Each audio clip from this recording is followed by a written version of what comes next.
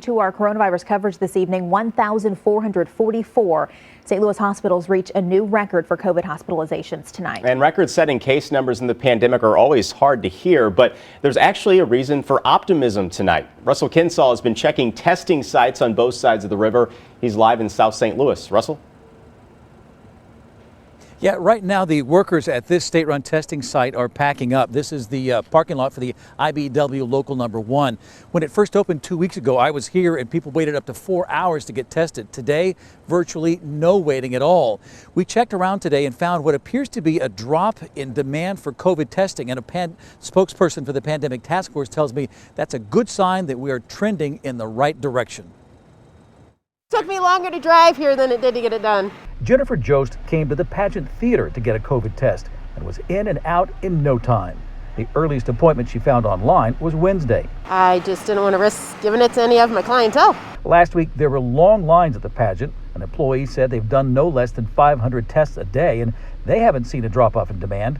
It's too soon to say today's lack of a line is the beginning of a trend. I mean, there's no line, so I don't get it. Peggy Below had been wanting to get tested at the site set up at the IBW Local 1 offices near Hampton and I-44, but lines had been too long. They've been getting shorter, and there was practically no waiting today. I hope it means that this thing's going away and there's not as many people sick. Larry Shadwick didn't encounter any long lines at St. Clair Square in Fairview Heights like there'd been in past days. With them being closed the past couple days, I'd figured they'd be a lot more crowded. Last week, St. Louis County opened a new testing site at the North County Recreation Complex, which quickly booked up 4 days out. I checked appointments and found the first available was 2 days away on Wednesday. And the newest testing site in St. Louis is at the Urban League headquarters on North Kings Highway. Testing is by appointment only, but many appointments are available Tuesday through Friday. The Pandemic Task Force sees the shorter lines and more appointment times as a good sign, and so does Craig Doty. Maybe. Keep your fingers crossed. Sure. And your toes.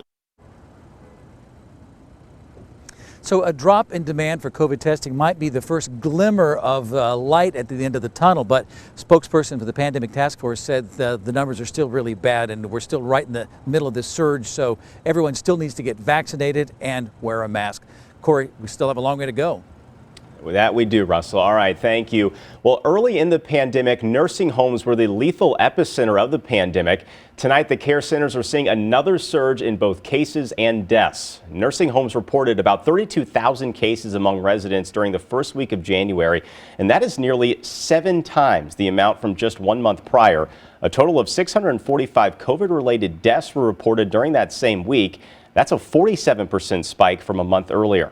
Starting Wednesday, you can go online to order free COVID-19 tests. That's when the White House says the federal website will launch. It's covidtest.gov, and the tests will be limited to 4 per household. They will ship within 7 to 12 days of ordering them.